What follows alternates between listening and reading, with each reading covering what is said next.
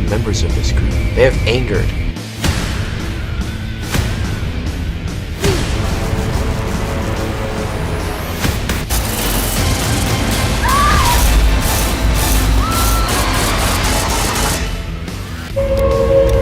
And we have no ever-loving idea what's going on. Something must have made.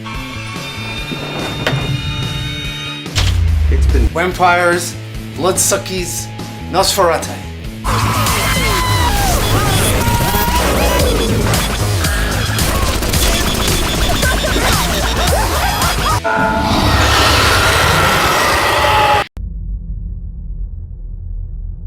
Awake and become a god.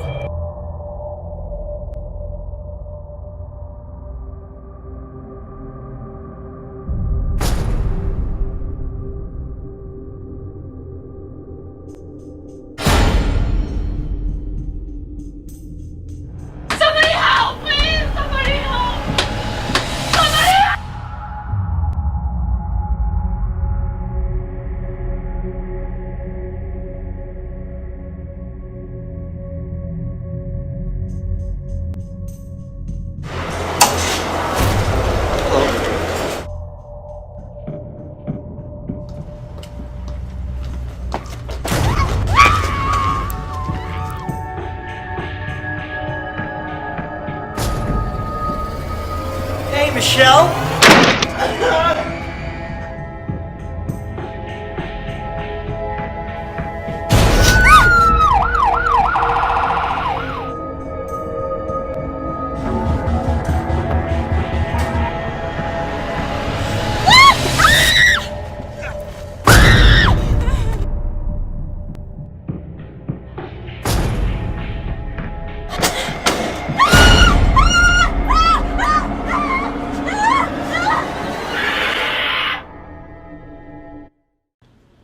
Hey, what's up everybody?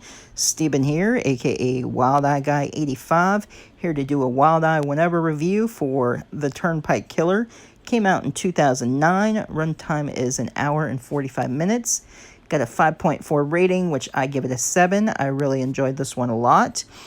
It was written and directed, I'm probably going to butcher this name, Evan Macrogionis. And it stars Bill McLaughlin as John, who is the Turnpike Killer. Edgar Moy as Detective Lloyd. Lindsey Brown as Jennifer. Vinnie Ward as Donnie. Aaliyah Lorray as Michelle. Brenda Gonzalez as Lollipop. Dimitri Callis as the father/voice. Javier Marquez as Petey Escobar. Manouche as Branka Nicolushu. I probably killed that name. Jamie Bez as warehouse boss. Becky Burslin as head wound victim. Chris Carolio as mask girl.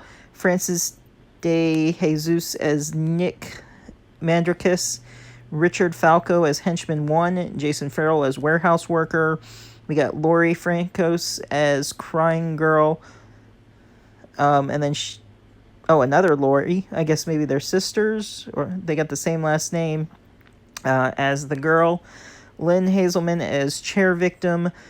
Robert Hollander as Sergeant Kelly. Janny Intervello as closet victim. Rosemary Keenan as the priestess. Ruby LaCora, or LaRocca, as found footage girl. Donna Laurie as floor victim. Evan Macrogionis as Donnie's pal. Liam. Okay, so it looks like they're actually some family who probably was working on this movie together. I see a lot of the same last names. Played Young John. Brian Manthorne as T-Bone. Alex Martinez is Goat Slave. Christian McAteer is a jogger. Teresa Planel as Maria. Monica Pooler as found footage girl. Nikki Ruman as Lori. Eris Sandikos as Detective Crespo. Theodore Shore, Audrey Weinstein, Chris Vasquez as Jarvis, Brian Weber as Donnie's pal, and Anne Marie Yu as a masked girl. So that is the cast, writer and director, And that is it for the movie database information. Stay tuned for my review.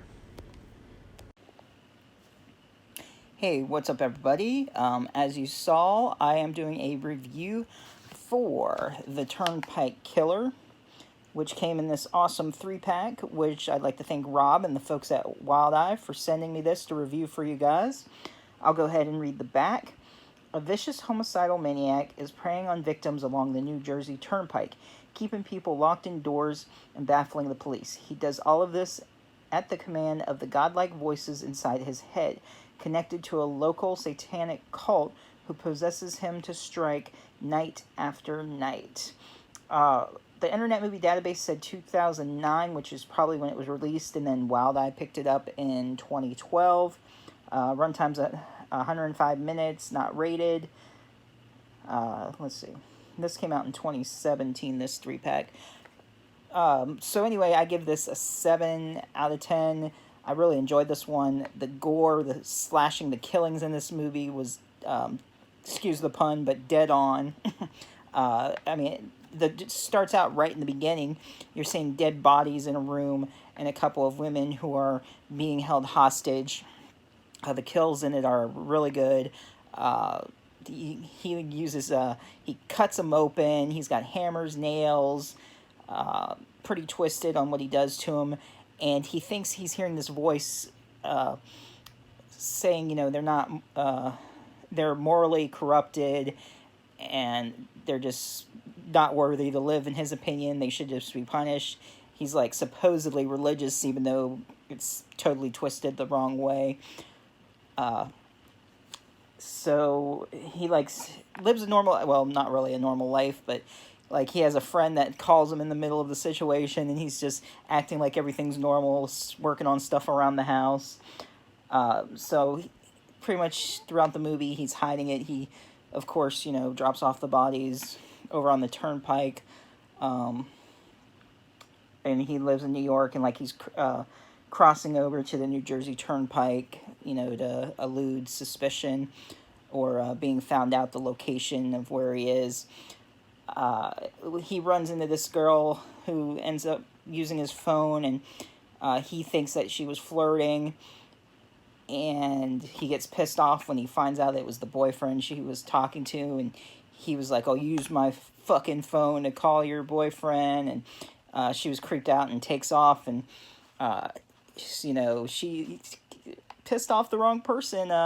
He ends up stalking her, and little cat and mouse thing going on, and he kills more of like anybody, a couple of men, not just women. So he doesn't really discriminate if you're not moral, if you're a bad person, or in his mind a bad person. That's pretty much it. I don't want to go too much else into it. But yeah, a lot of killing throughout the whole movie. The acting was really good in it. He played his part really well. You know, like it is with this, it's either a hit or miss. But I really enjoyed it. The effects were great. Good acting. The cop wasn't too good. I mean, he was all right, but he was probably one of the lesser actors, in my opinion. Less talented actor, I should say. And so, yeah, he ends up, you know, killing people throughout. Like I said, meets up with this one girl who might be the one. The one what? You'll just have to find out and watch the movie. If you've seen it, let me know what you think about it in the comments down below. Check out Wild Eye Releasing. As I always say, you know, check out their website. Tubi, Amazon Prime, Hamilton Books. Multiple places you can find these movies. As Jason says, they're definitely where it's at in independent horror. And Quentin over at the Q's Reviews, Wild Eye is worth the buy. If you're new to the channel, be sure to subscribe, hit that bell for notifications, and I'll see you next time.